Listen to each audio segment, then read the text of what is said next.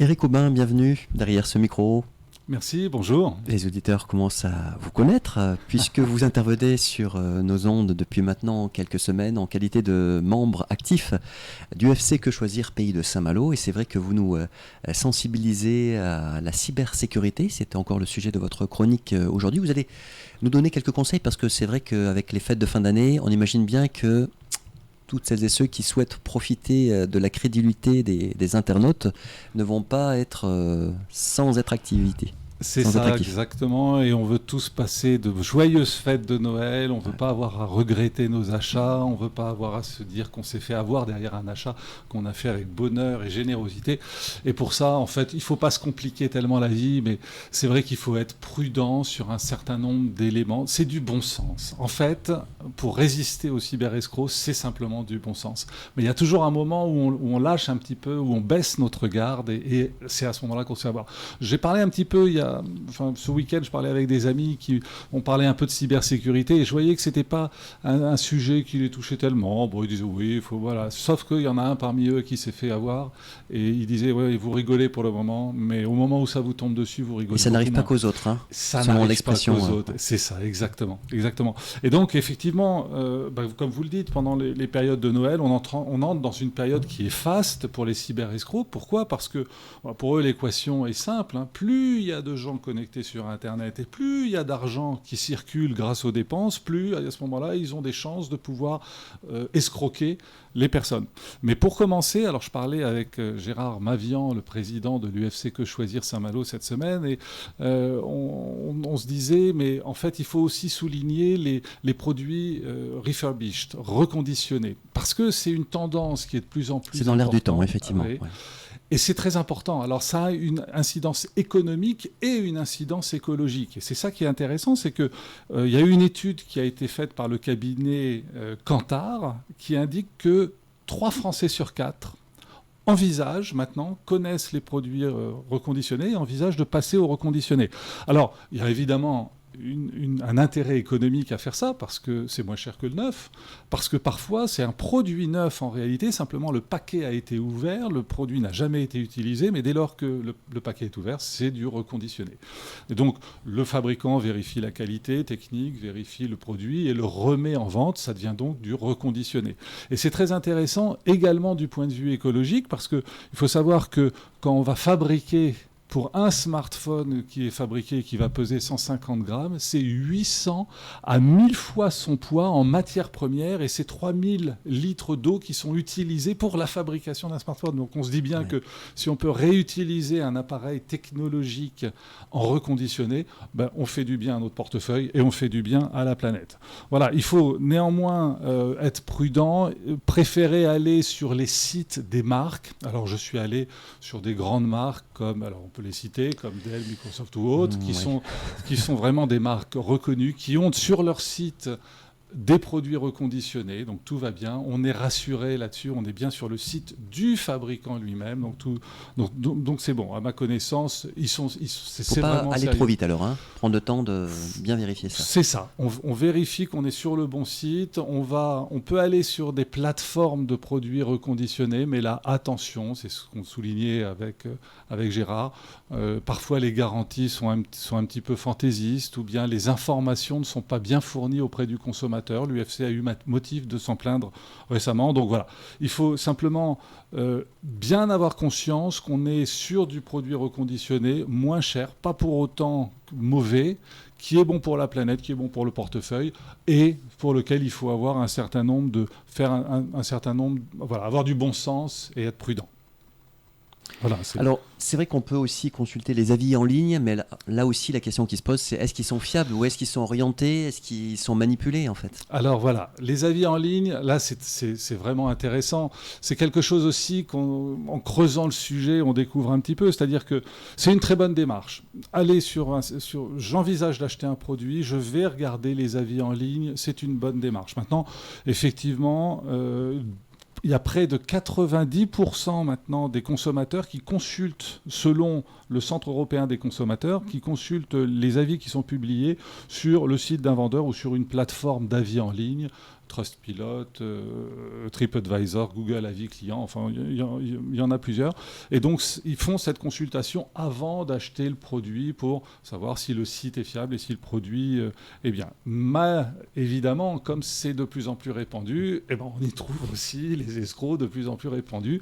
Alors escrocs ou manipulateurs, c'est-à-dire que on va vraiment... Si j'envisage d'acheter une échelle télescopique sur un site de bricolage, je vais taper le nom du site avec arnaque au bout comme mot supplémentaire. Je vais taper ça sur Google et je vais très vite voir s'il s'affiche des choses. S'il y a des choses qui s'affichent, je vais regarder un petit peu. Et peut-être que j'irai pas acheter mon échelle télescopique sur ce site, bien qu'elle était à un prix qui était absolument génial. On croise les sources, comme on dit en journalisme. C'est ça, exactement. On croise les sources, on vérifie. Mais voilà, c'est vrai que c'est une mine d'or.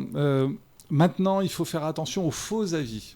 Il y a quoi comme faux avis? Il y a les faux avis négatifs. Donc ça, c'est les avis qui sont donnés par des concurrents.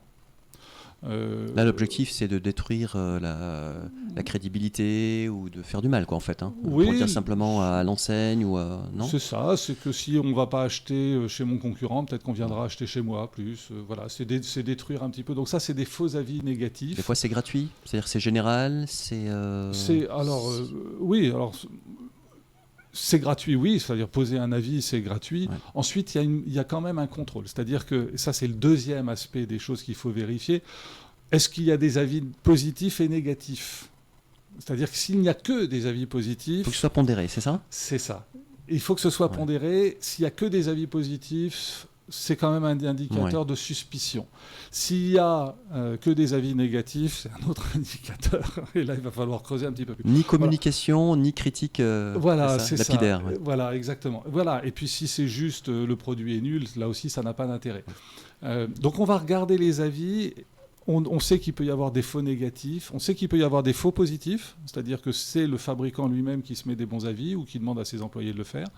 Donc voilà, donc ça veut dire qu'il faut garder un peu de distance avec ça pour savoir. Alors, chose importante, quand il y a des avis négatifs, est-ce que l'entreprise a répondu aux avis négatifs? Si oui, c'est un très bon signe. Ça veut dire qu'il y a du positif et du négatif. Quand il y a des avis négatifs, l'entreprise répond. Là, on commence à être dans la crédibilité. Évidemment, derrière, s'il y a juste une note sans aucun commentaire, on ne le prend pas en considération. Si c'est un avis qui est mal rédigé, avec des fautes de français ou dans un français approximatif, on va pas le prendre en considération. Pourquoi ?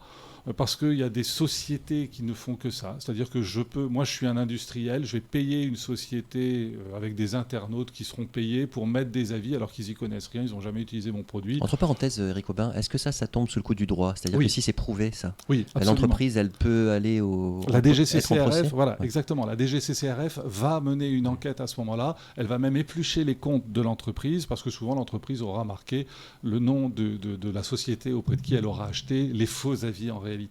Voilà, donc oui, bien sûr. Et il y a une législation européenne qui est mise en place à l'heure actuelle pour harmoniser justement les avis. Voilà. Donc, attention, parce qu'on peut acheter des avis de la même façon que je vais pouvoir acheter des internautes qui vont liker les choses. Voilà. Donc, il faut être juste un petit peu méfiant. Il ne faut pas se contenter juste d'un avis lapidaire. Il faut qu'il y ait une argumentation. Et il faut savoir quand même que la plupart des sites d'avis en ligne ne modèrent pas, en réalité, les avis. Ils ne modèrent que s'il y a un signalement. C'est-à-dire que il y a un avis qui est suspect, un internaute ou l'entreprise a signalé l'avis. À ce moment-là, soi-disant, il va y avoir une équipe d'investigation. Donc ce serait finalement faire preuve d'altruisme de signaler s'il y a un souci sur cette plateforme. Absolument. Ne pas faire comme si de rien n'était, puis d'autres vont être arnaqués derrière. C'est ça. Absolument, exactement. On signale l'avis, derrière ça fonctionne tout seul. Il va y avoir une équipe qui va gérer le contenu. À mon avis, ce n'est pas une équipe en réalité, c'est simplement des logiciels d'intelligence artificielle. Mais quand même, il y a une information qui va être regardée. Et puis l'avis va probablement disparaître. Il ne sera plus en ligne parce qu'il n'est pas bon. Voilà, on essaye. Les sites d'avis en ligne essayent de faire le tri par rapport à ça. Bon, voilà. Donc c'est un élément important à prendre en compte, mais il faut garder du bon sens, il faut faut garder un peu de distance. Alors que les cyberescrocs intensifient, on l'a dit Eric Aubin tout à l'heure, leurs efforts pour voler notre argent et nos données personnelles, parce que c'est ça aussi l'enjeu. Alors quels conseils donneriez-vous à poursuivre effectivement tout ça, vivre un Noël sans arnaque, parce que c'est ça aussi qu'on vise. C'est ça qu'on veut. C'est ça qu'on veut. On veut du bonheur, être autour du sapin de Noël sans arnaque. Ouais, les conseils, ils sont très simples. C'est encore une fois des conseils de bon sens. On ne partage pas ses données personnelles. On ne met pas son numéro de carte en ligne.